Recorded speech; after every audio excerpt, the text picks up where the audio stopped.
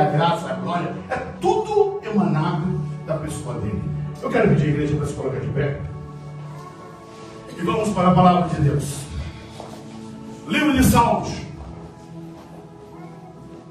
Salmos de número 147. Vou ler introdutoriamente versos 1 e 2, mas vamos estar permeando nesse salmo. Salmos de número 147, você pode acompanhar também na tela, que diz: louvai ao Senhor, porque é bom cantar louvores ao nosso Deus, porque agradável, decoroso é o louvor. O Senhor edifica a Jerusalém, congrega os dispersos. Israel, podeis assentar. Aleluia. Toda a Bíblia, ela é inspirada pelo Senhor. Deus nos deixou a sua palavra como bússola para nos guiar, para nos conduzir. Ela também é um alimento que alimenta a nossa alma. É um instrumento que nos faz fortalecermos na nossa caminhada cristã. Sem a palavra de Deus, somos condicionados a ser um povo fraco, frágil e sem direção. Por isso, eu tenho sempre desafiado a toda a igreja: leia a Bíblia, leia a palavra. Leia a Bíblia inteira, de Gênesis a Apocalipse. Conheça a palavra de Deus. E isso não é requisito para ser obreiro. Isso é requisito para ser crente. Todo crente tem que conhecer a palavra. Tem que ler a Bíblia.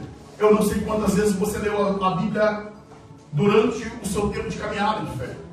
Mas se você não leu a Bíblia toda, você está incompleto ainda. Faça um propósito com Deus.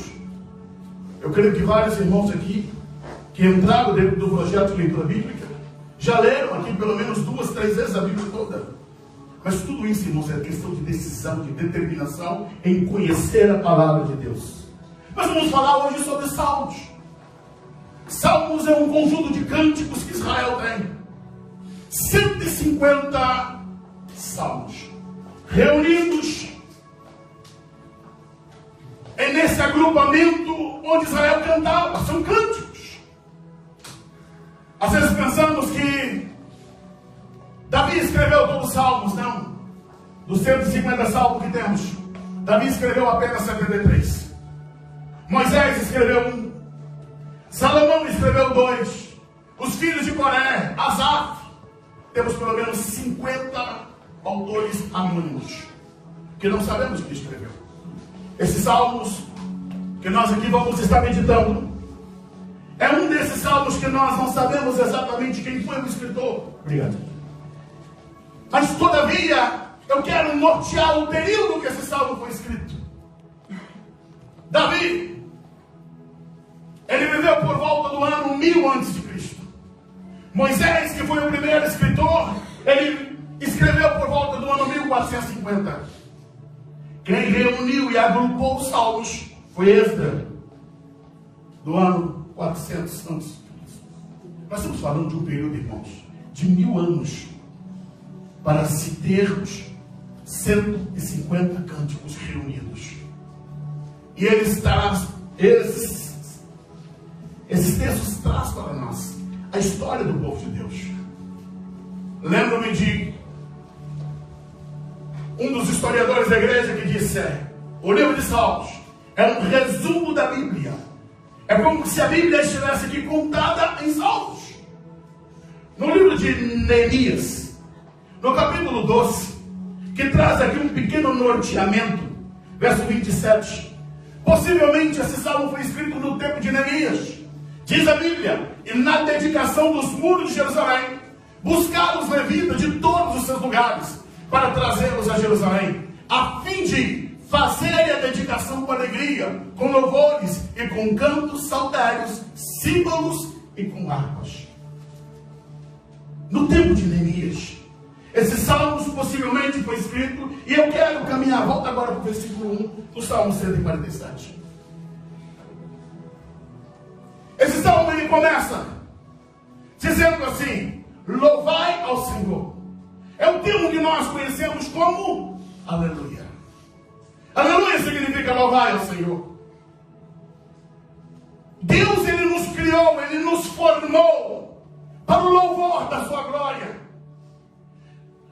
A primazia da nossa existência, do porquê somos, o porquê existimos, é tudo para a glória de Deus.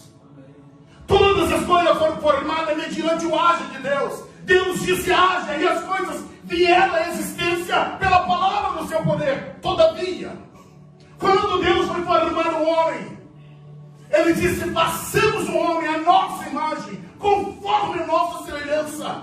Ele formou, soprou nele um fôlego de vida. O homem se tornou alma vivente, trazendo o reflexo da imagem, da semelhança de Deus. Você não é obra do ocaso. Nós não fomos apenas objeto de uma evolução, conforme diz os ateístas. Somos projetos de Deus, projetos do Senhor, criados para a glória de Deus, criados para o louvor de Deus. Porque temos hoje tantas pessoas perdidas, indefinidas da vida, complexadas, porque não entendem que nós fomos criados para a glória de Deus. Fomos criados para o louvor. E esse salmo inicia dizendo: louvai ao Senhor, porque é bom cantar louvores ao nosso Deus. Entre nós, brasileiros, há um adágio que diz: quem canta, seus males espanta. E é exatamente essa é uma configuração daquilo que Davi, quando a primeira vez que ele foi para o palácio de Saul, foi porque Saul estava endemoniado. E ali, quando ele pega a sua harpa, ele vai tocar, e o louvor que entra, a melodia que vai adentrando naquele palácio, traz uma unção, traz uma graça, que vai repreender os demônios, que vai repreender os espíritos maus. Bom é cantar louvores ao nosso Deus, porque é agradável, decoroso é o louvor. Igreja do Senhor, Deus quer restaurar o louvor nos seus lábios. Os nossos lábios não podem estar contidos, cheios, preenchidos de murmúrio, de lamentação, de reclamação, de murmuração. Aleluia. Não, os teus lábios é para adorar, para louvar o Senhor, magnificar o nome de Deus. É agradável, é decoroso o louvor. Pensa, quando Jó perdeu tudo, qual era a expectativa que se tinha? É que ele fosse amaldiçoar, ele fosse murmurar, ele fosse reclamar. Mas diz a Bíblia que Jó, ele se lançou ao chão. Bendito seja o nome do Senhor. O Senhor me deu, o Senhor tomou. E Jó adorou ao Senhor. Deus está à procura de verdadeiros adoradores que adorem a Ele. Aleluia. Em espírito e verdade. Jesus, ele disse lá em João capítulo 4, 23, o Pai procura, o Pai está com seus olhos procurando os adoradores da terra. Vem a hora, e a hora é agora, a hora já chegou, porque os verdadeiros adoradores, eles vão adorar o Pai em espírito e em verdade. São esses tais que o Pai procura. Escuta, adorar a Deus em espírito e em verdade é a essência da adoração que é emanada lá de dentro. Não é algo externo, não é para impressionar pessoas. O louvor e a adoração que surge dos nossos lábios não tem que ser para que alguém aprove. A nossa aprovação tem que ser lá de cima, porque Deus não analisa apenas o que nós proferimos. Deus analisa aqui dentro. É a motivação, é a fonte, é onde nós estamos produzindo o nosso louvor. Louvai ao Senhor. Isso é um convite. O escritor do Salmo 100, ele diz: celebrai, 101, celebrai com júbilo ao Senhor. Quem? Todos os moradores da terra. O convite é para todos, irmãos. Tem pessoas que possuem o dom. Sim, Deus deu talentos, dons. E existem pessoas que de fato têm o dom de cantar, tem uma voz, tem uma capacitação. Isso é inegável. Mas agora, na questão do louvor a Deus, independente de você ser um cantor, ser uma cantora, o teu louvor a Deus não é produzido apenas por música. Louvor a Deus é uma postura. É uma postura de vida. É uma postura pela qual você tem: eu não vou murmurar, eu não vou reclamar. Os meus lábios foram feitos para adorar o nome do Senhor. Decoroso é o louvor. Ouvindo 2 agora. No verso 2. Aqui o salmista, ele traz aqui um campo de história. E ele está dizendo, primeiro, ele está chamando e convocando para louvar. Agora no verso 2 ele vai explicar. Ele vai trazer no seu bojo a explicação do porquê que nós temos que ter uma vida de louvor ao Senhor. O Senhor edifica Jerusalém. Quando você pega esta palavra do salmista e coloca dentro do contexto daquilo que Israel estava vivendo, o contexto em que pela qual eles estavam enfrentando, quando esse salmo foi escrito, Israel estava vivendo o seu tempo de crise, de agrúrias, seu tempo de perda. Entenda uma coisa: quando nós norteamos Neemias, é pós-exílio. Israel, devido ao seu erro, seu pecado, Deus permitiu que eles fossem levados para o cativeiro. 70 anos de cativeiro. Jerusalém foi destruída, o templo foi destruído, tudo foi queimado. Entenda uma coisa: 70 anos é uma geração. Ficaram 70 anos longe da pátria. E agora, nesse tempo, Deus, com a sua mão poderosa, magnífica, gloriosa, fez com que eles regressassem, com que eles retornassem. Coloca para mim Jeremias capítulo 25, versículo 12. Deus havia falado através de Jeremias: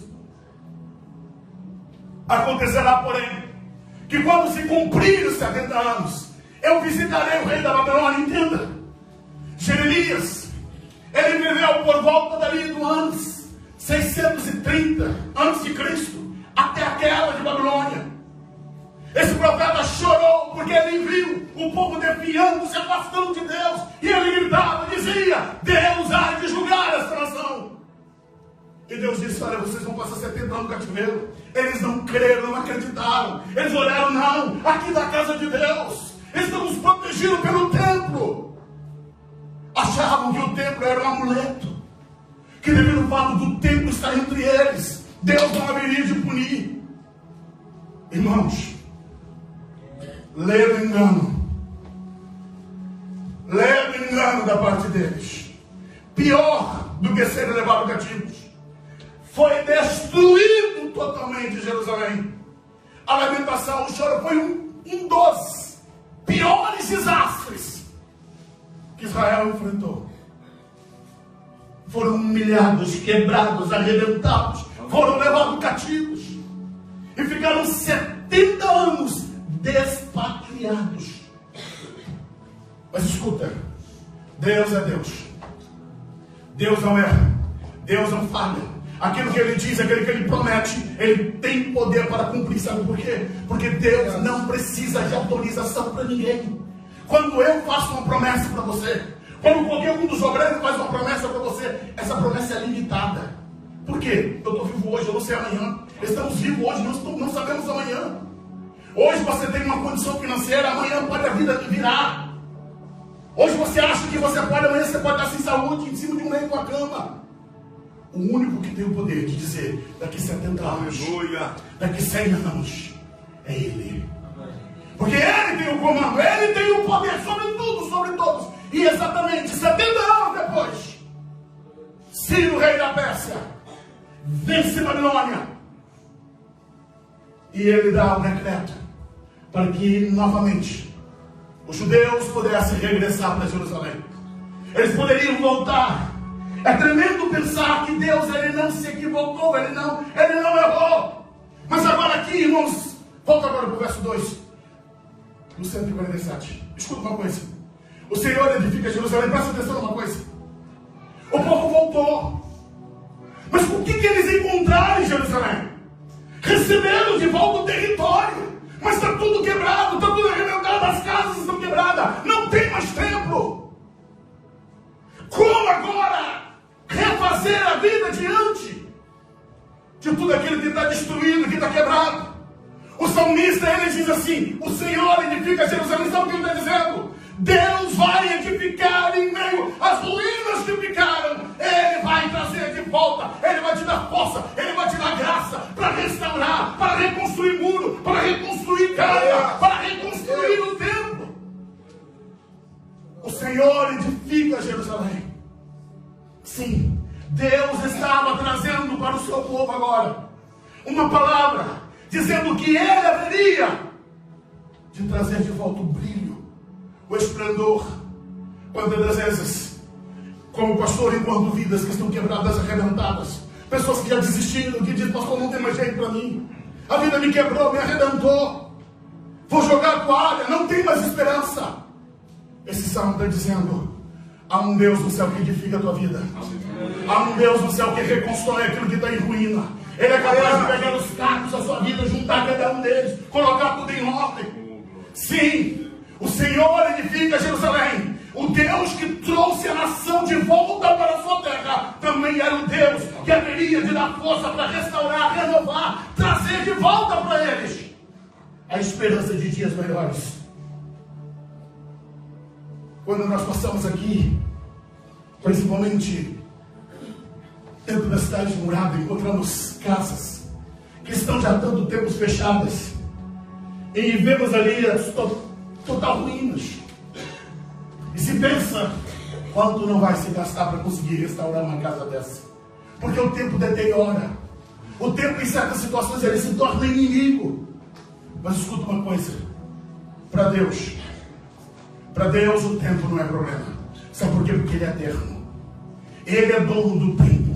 Basta uma palavra da parte dele, que Ele faz, que Ele realiza. Aleluia. O tempo que aquelas ruínas estavam ali não era problema para Deus. Poderia ser problema para o olhar humano, mas Deus estava dizendo: o Senhor, Ele está edificando Jerusalém. Eu quero trazer uma palavra de Deus para a tua vida.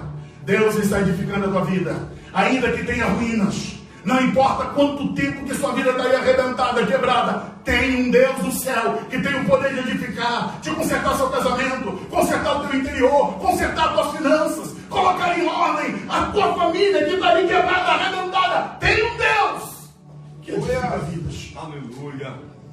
A palavra está dizendo, segunda parte: congrega os dispersos de Israel. Escuta uma coisa: a nação estava espalhada, foram levados, despatriados, a perda era considerável. Entenda, eles não migraram. Você está aqui porque você migrou, você saiu do seu país, você saiu da sua cidade, mas o povo judeu, eles não migraram, eles foram levados cativo, perderam tudo. E a Bíblia está dizendo que Deus congrega os dispersos de Israel. Está dizendo que Deus haveria de trazer de volta, Deus haveria de aconjuntar. O profeta Isaías, que viveu o ano 700 a.C., 200 anos antes do cativeiro, Deus usou ele para fazer uma promessa. Isaías capítulo 56, verso 8.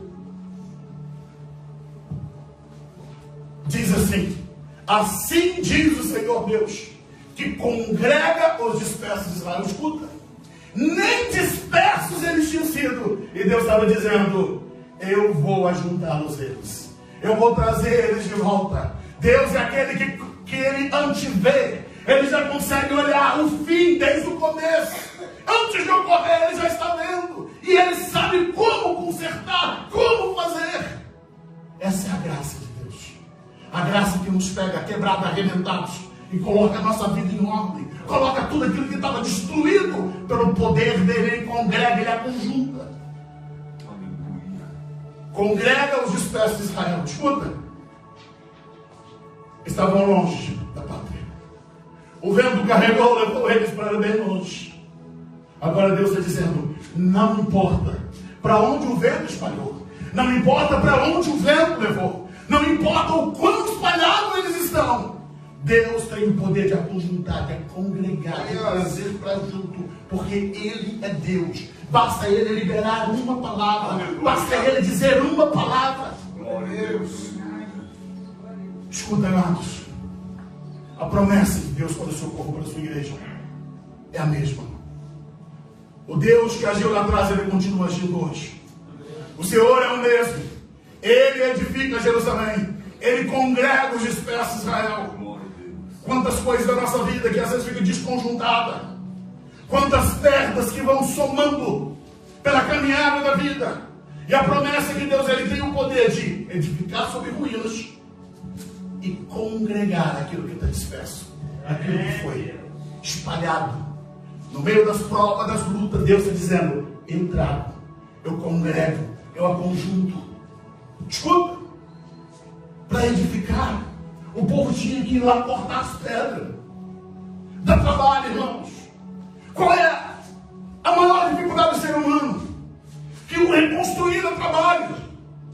Às vezes clamamos, oramos, colocamos o joelho no chão dizendo: Deus, reconstrói minha vida. E Deus está dizendo: levanta, caminha.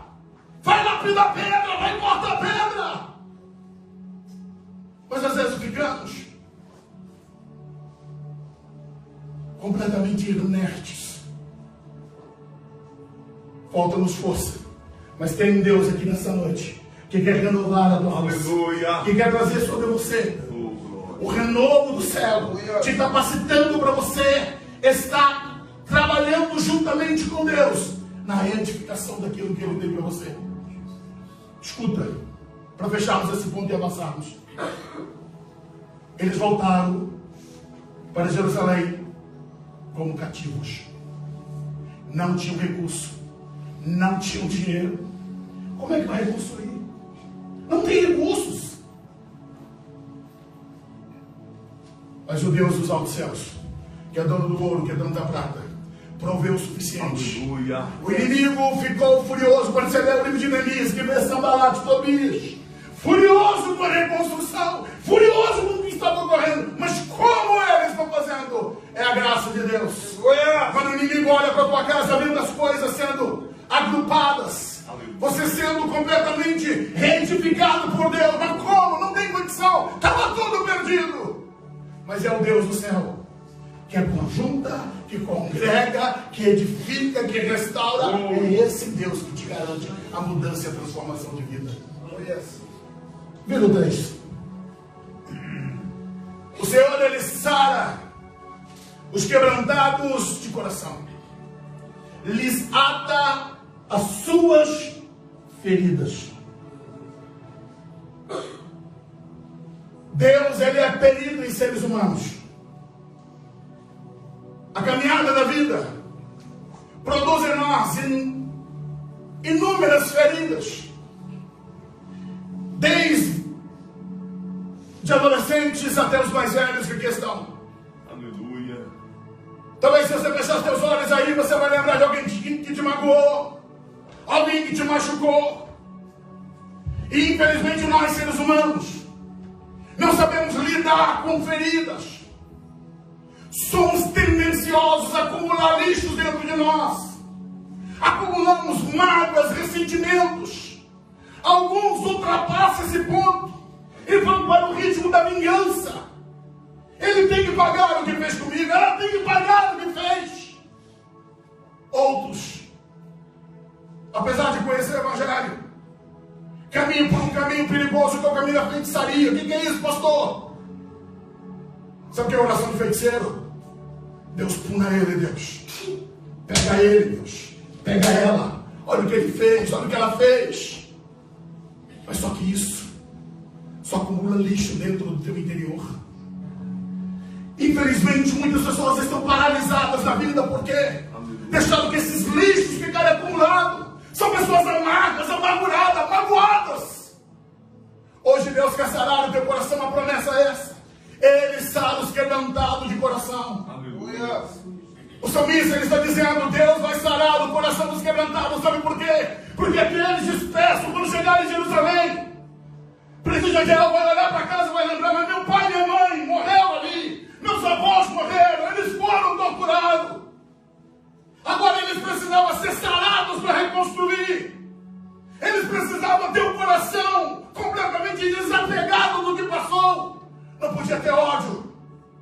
babilônicos. Não podia ter ódio do que se passou lá atrás. Era preciso caminhar para frente.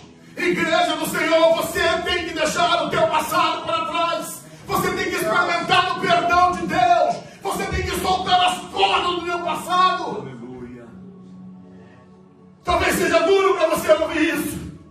Talvez você diga, pastor, o senhor não sabe o que eu passei na vida. De fato, eu não sei.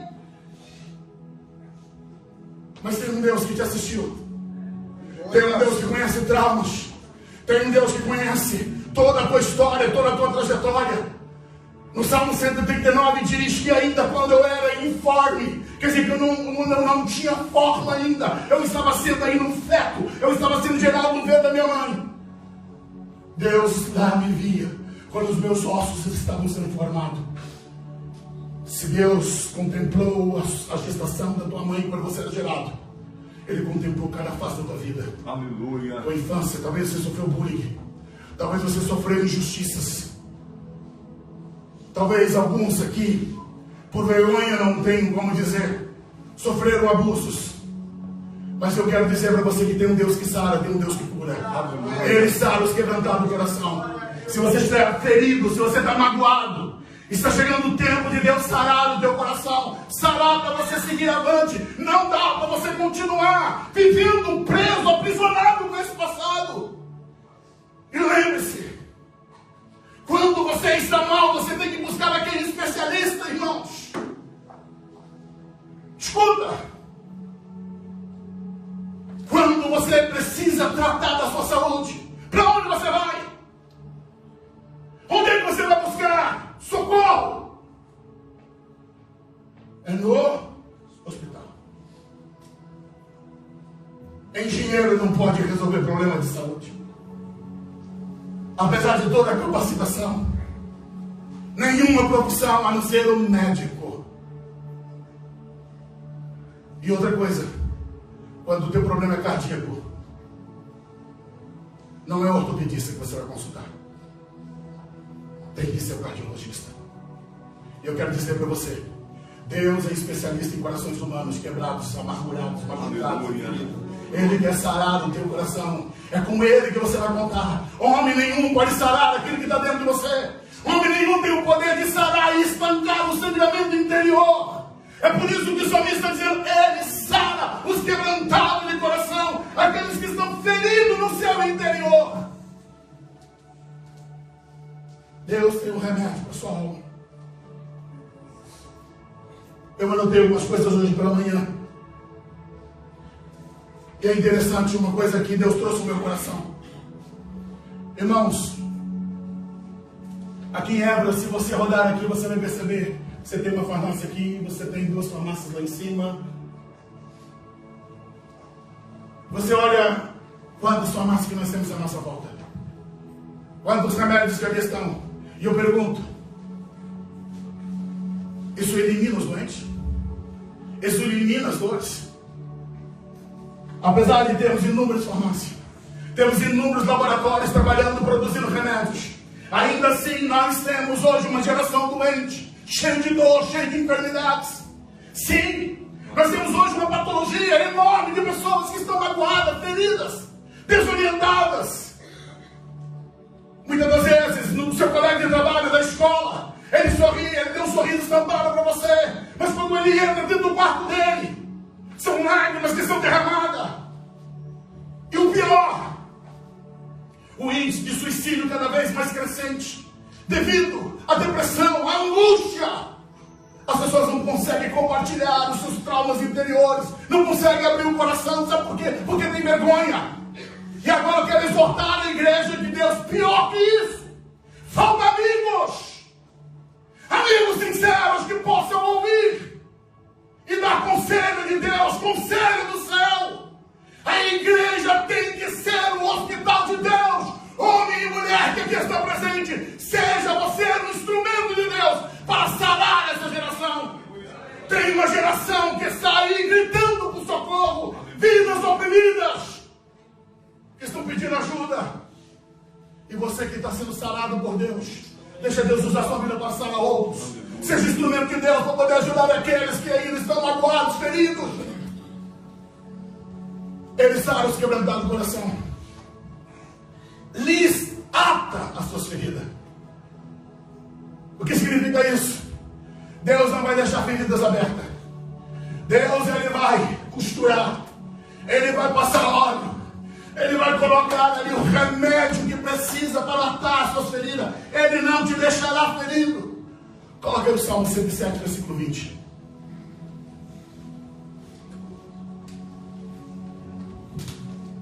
Enviou a sua palavra. Enviou a sua palavra e os sarou. Deus vai enviar uma palavra para o teu coração. Oh, glória, aleluia. Deus vai enviar uma palavra para a tua vida, para te sarar, para te curar. É a sua palavra que sara. Ele envia a sua palavra. E a sua palavra traz cura. A sua palavra traz o remédio do céu. Voltemos para o Salmo 147. Eu digo que esse salmo, queridos, ele tem aqui no seu escopo uma construção tão linda, tão maravilhosa. E eu quero adentrar o verso 4. Olha o que diz. Lembrando que o começo, ele diz: louvai ao Senhor. Como é agradável, como é bom louvar a Deus. E depois ele vai explicando essa grandeza do Deus que edifica, o Deus que congrega, o Deus que sara, o Deus que ata a ferida. Mas agora no verso 4, ele diz que Deus conta o número das estrelas. Meu Deus. É interessante que quando Deus ele chamou Abraão, ele em dado momento ele diz: Abraão, sai para fora da tua tenda, lá em Gênesis 15. Sai para fora, Abraão. Olha para o céu. Conta as estrelas, Abraão. Abraão deve dizer: Deus, eu não consigo. E Deus está dizendo: é assim que eu vou fazer com a tua descendência. Mas escuta uma coisa. A Bíblia está dizendo aqui que Deus ele conta o número das estrelas. Tá? A tecnologia hoje nos permite ter alguns dados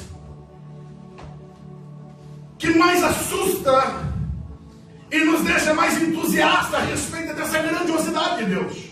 Por quê? Na nossa constelação, na nossa galáxia, a nossa galáxia, a Via Láctea, possui cerca de 100 a 200 bilhões de estrelas. Conta o número das estrelas. Agora tem uma outra questão. Nesse universo, quantas galáxias temos, pastor?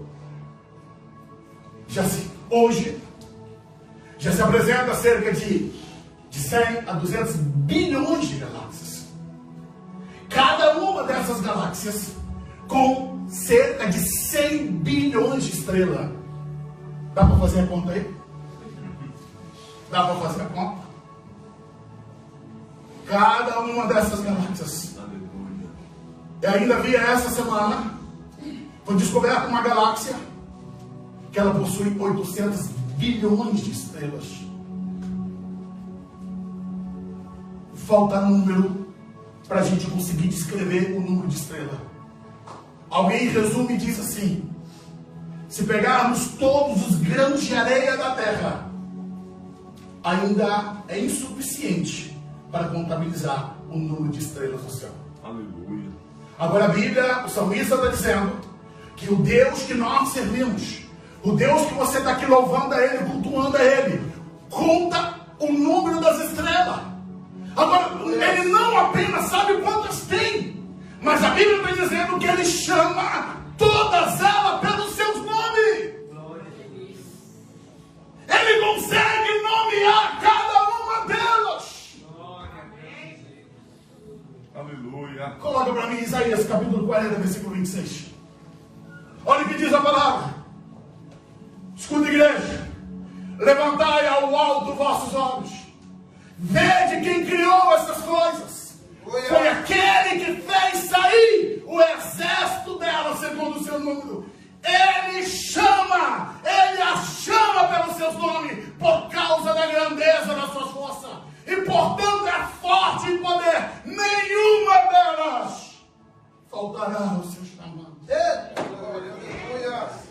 Ei, essa é a dimensão do Deus que você louva, que você adora. Há Deus grande, poderoso, magnífico.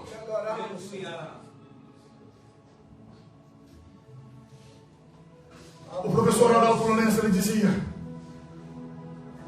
essa dimensão grandiosa do universo é simplesmente para Deus mostrar para nós quão grande é a pessoa dele.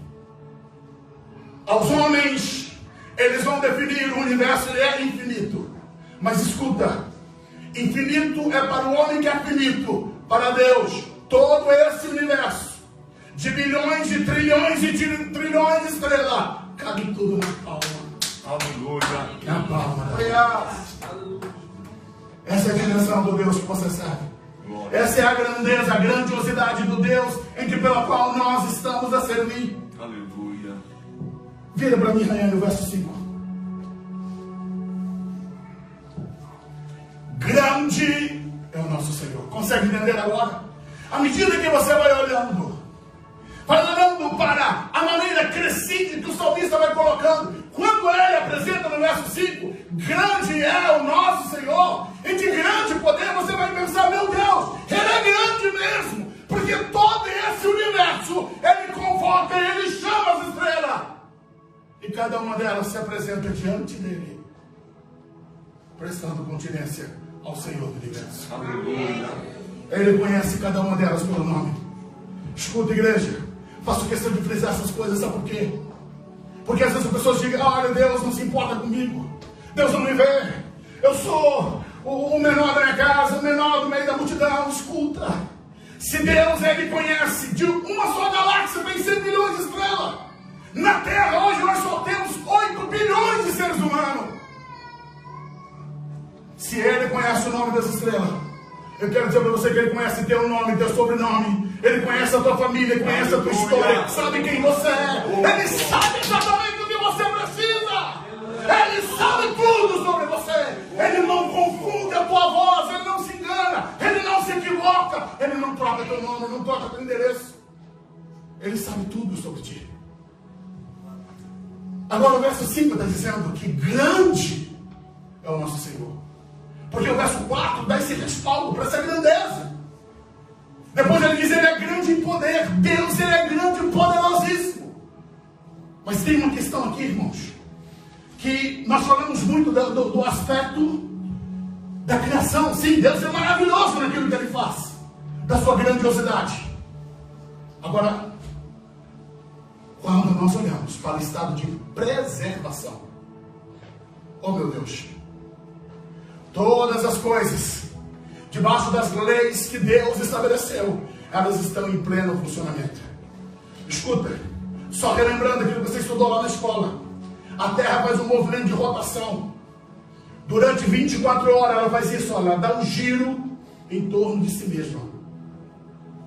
A Terra inteira dá uma volta inteira em torno de si mesma. Por isso que os dias em 20. Mas o que é a Terra?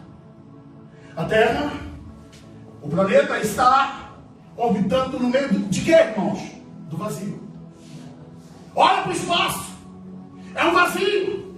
Essa bola está ali, fazendo esse movimento de rotação, e tem um movimento de translação. O que é isso? Ele gira em torno do Sol durante 365 dias e 6 horas. Durante milhares de anos. Não sai da sua órbita. Continua fazendo a mesma órbita. Quem é que comandou isso? É Deus. É Deus que está preservando ela. Não sai do seu núcleo, não sai do seu lugar. Querido, se esse Deus, ele controla esse universo, ele tem o poder para controlar a tua vida. Você só precisa se lançar diante dele. Deus, ele é grande na sua infinitude. Ele é grande em poder. Mas ele diz mais ainda: o seu entendimento é infinito. O que significa isso, pastor? Significa que o conhecimento de Deus ninguém pode medir. Escuta, quando nós falamos dos grandes cérebros, Nós medimos o conhecimento das pessoas através do QI. E as pessoas ficam preocupadas. Quantos QI você tem? E aí fica naquela, olha, o QI de Einstein era tanto. Eu te pergunto, qual é o QI de Deus? Qual é o QI dele? O seu entendimento, o seu conhecimento, ele é infinito.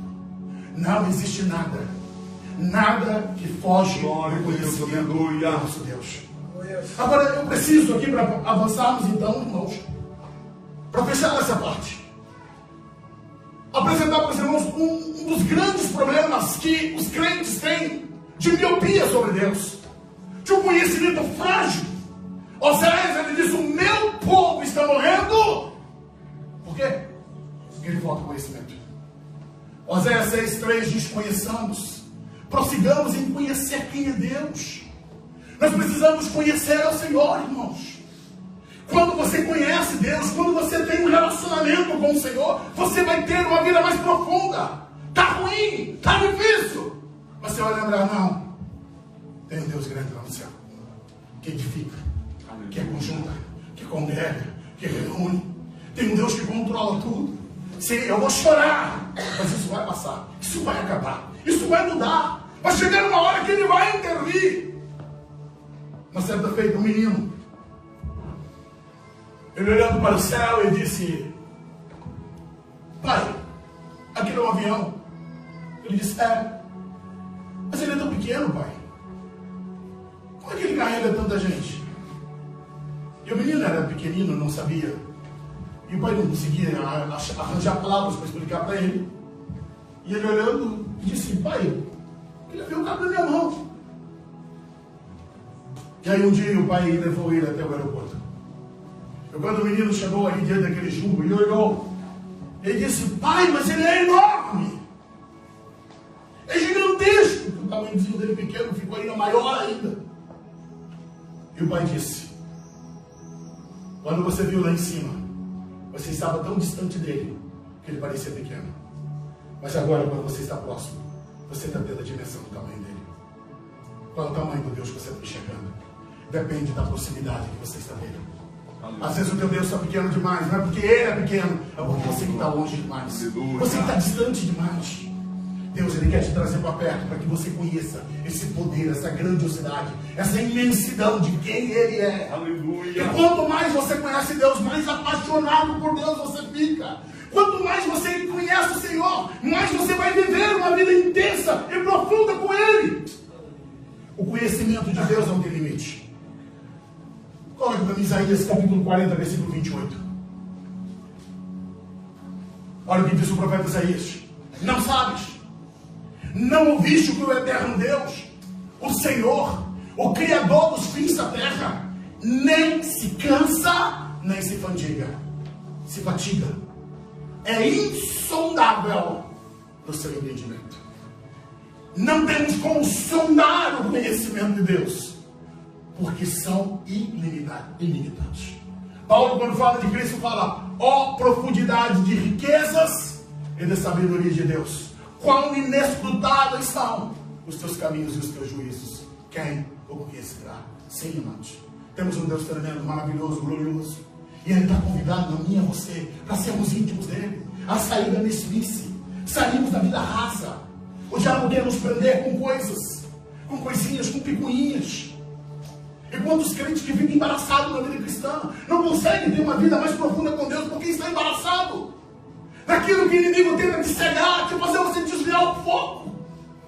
E Deus está te chamando: não, meu filho, vem para perto, vem para próximo, enxerga a minha glória, enxerga o meu poder, veja o quanto eu tenho a fazer e a agir na tua vida. Escuta, se esse Deus consegue nomear cada uma das estrelas, chamar elas pelo nome, você acha que esse Deus não pode cuidar de você? Aleluia. Não pode cuidar do problema que você está vivendo? Não tem uma palavra para a tua vida? Tem. Ele tem uma palavra para a tua vida. Ele tem o poder de orientar a tua família, colocar as coisas em ordem. Mas ele não arrebenta a porta. Ele não passa por cima da tua vontade. Ele te deu uma coisinha chamada livre-arbítrio. Por isso, diz a Bíblia, Apocalipse 3:20: eis, estou à porta e bato. Se alguém não ouvir a minha voz e abrir a porta, entrarei até ele, e com ele estarei, ele comigo. Então Deus, Ele respeita as nossas escolhas. Mas Ele está dizendo, eu posso mudar a tua vida. Eu posso te transformar. Eu posso fazer tudo diferente. Mas depende da sua postura. Vamos voltar para o Salmo 147 para terminarmos, irmãos. Verso 6 diz assim: o Senhor ampara os humildes. Quer dizer, Ele eleva os humildes e Ele abate os simples até a terra. Humildade é o caminho do cristianismo. Humildade é o caminho do crente. Bem-aventurado os humildes de coração. Porém, entenda, humildade não é você ter baixa estima. Não. Humildade é você saber exatamente quem você é. Humildade é a compostura que você tem. Apesar de você ter, de repente você está ali, dirigindo um carrão. Mas se você vê um irmão, você vai colocar dentro do teu carro e vai dar carona para ele normalmente. Se você vê alguém precisando de ajuda, independente da roupa que você está vestindo, você tem a disposição de ajudar e colocar a mão ali para socorrer. Aleluia. A humildade não significa dizer que você vai andar de roupa rasgada, de sapato rasgado. Você vai andar todo estupiado. Não. Humildade é postura, irmãos, aqui dentro. Jesus sendo rei, Ele não perdeu o céu. Ele abriu mão, é diferente. Ele não deixou de ser Deus. Ele abriu mão. Ele era glorioso, mas Ele viveu em humildade diante dos homens. O Senhor eleva os humildes. Lá no Novo Testamento, o Espírito Santo vai trazer: Deus dá graça aos humildes e resiste aos soberbos. Soberba não tem espaço para a gente de Deus. Soberba foi o princípio que levou Satanás a cair. O inimigo, Satanás, ele tem o orgulho. E é por isso que ele foi expulso do céu. Irmãos, não temos como analisar todo o conteúdo, mas eu te dou uma palavra. Chegue em casa, leia esse texto completo. Você vai ver o quanto Deus vai falar, vai ministrar o teu coração. Essa grandiosidade de Deus. E para encerrar, então, eu quero só apenas pontuar aqui algumas coisas que eu considero importantes para dizer. Coloca o verso 8. Olha o que diz a palavra. É Deus, irmãos. É Ele que cobre o céu de nuvens. É Ele que prepara a chuva para a terra e o que faz produzir água sobre os montes. Pastor, mas o que significa? Sim, para nós aqui, que conhecemos tudo isso, mas para o povo que estava voltando lá do cativeiro, que estava no meio dos cananeus, que tinha as crenças dos deuses da prosperidade, que fazia sacrifício aos ídolos, ali estava a confiança. Não são os ídolos que vão te fazer prosperar. Não são os deuses cananeus que vão nos socorrer. Não é mal. Não. É Deus que vai enviar chuva sobre a terra. É Ele que vai fazer os nossos campos produzirem. Coloca o 9. É Ele que dá sustento aos animais, aos filhos dos corvos quando clamam. Eu fico admirado que o Espírito Santo coloca isso, filho dos corvos, que é um corvo, irmãos. Corvo, para nós brasileiros, é um urubu. Aquele que come carniça. Deus se importa com um animal tão impuro como um corvo. Aleluia. Só para mostrar que Ele se importa com você. É verdade, meu Deus. Não existe ninguém insignificante para Deus. Ele dá o seu sustento para todos. Vira o 10. Ele não se deleita na força do cavalo, nem se comprar nas pernas dos homens. O que ele quer dizer? Escuta. Deus, Ele não depende de exércitos para trabalhar. Ele não depende de homens fortes para fazer. Porque Ele que dá força para nós realizarmos as coisas, irmão. É Ele que faz através de nós, na nossa vida. Nós somos muito tendenciosos a queremos coisas firmes. Dependemos de cavalos. Cavalos naquela época é como se fossem hoje os tanques de guerra. E Deus está deixando para o povo. Ele não se deleita na força do cavalo. Não é na força humana. Não é na força daquilo que se pode ser produzido. É o próprio Deus quem cuida do seu povo. Se coloca de pé e coloca para mim o verso 13. Escuta. Aleluia. Porque Ele fortaleceu os ferrolhos das tuas portas. Abençoa os teus filhos dentro de ti. O que Deus está dizendo? Ele fortaleceu os ferrolhos das tuas portas. Quando as portas foram quebradas e arrebentadas pelo inimigo, é porque tinha fragilidade. Agora o salmista está dizendo: Deus fortaleceu os ferrolhos da tua porta. O inimigo não quebra mais, não entra mais. Deus abençoa os filhos que estão dentro de ti. Aleluia. Deus, ele garante que o inimigo não vai entrar na tua casa. As portas estarão trancadas e fechadas pelo Senhor. É Ele que vai fechar, é Ele que vai dar o livramento, é Ele que vai guardar a tua casa, a tua família. Eu não sei como está teu coração, tua vida. Eu não sei como você chegou aqui. Mas eu quero dizer para você que tem esperança para você. Aleluia. Se tem alguém que ainda não entregou a vida para Jesus, que está afastado do Evangelho, eu quero perguntar se tem alguém no nosso meio que está afastado do Evangelho, que não entregou a vida para Cristo. Esse grande Deus está te chamando para você entregar a tua vida a Ele. Aleluia, Jesus. Tem alguém que ainda não entregou a vida a Cristo, que está afastado, que está desviado? Hoje é o momento da tua reconciliação, que você vem correndo para a presença de Deus. Não tem ninguém. Eu quero perguntar agora, eu queria que a igreja fechasse os olhos, mediante a palavra que foi pregada. Talvez você está com seu coração ferido de alguma situação, alguma coisa que te incomoda, que tem te torturado. Mas hoje o Espírito Santo quer sarar o teu coração, sarar a tua vida, trazer um tempo novo.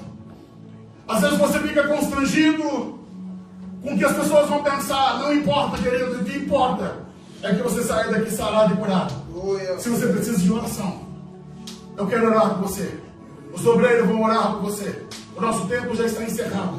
Se tem alguém, vem aqui à frente, rapidinho. Nós vamos... O ministério de louvor. Aleluia, Jesus, aleluia. Vem aqui à frente. Mas a igreja fica de olhos fechados orando. Espírito Santo. Aleluia, Jesus. Nós te louvamos, Senhor, nós te louvamos, Senhor. Magnificamos o teu nome nesta noite. Aleluia, Deus. Um grande seja o teu nome, Jesus. Meu Deus. Cantarei contra. Aleluia! Ei, Espírito Santo, hoje é noite de cura. Noite de Deus renovar o teu coração, a tua vida. Diga o teu nome, Jesus. Glória a Deus. Deus de poder. Em majestade.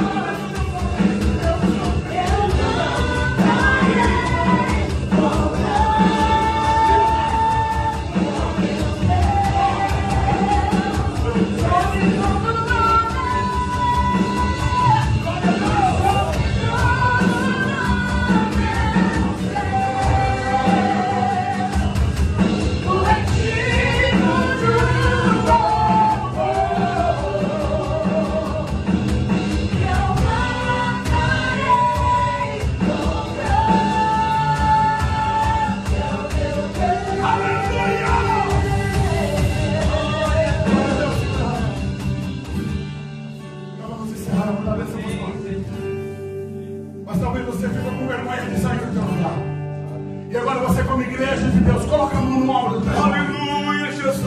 Ministra sobre ele. Oh, Vai, show me negando, vai, show me negando. Senhor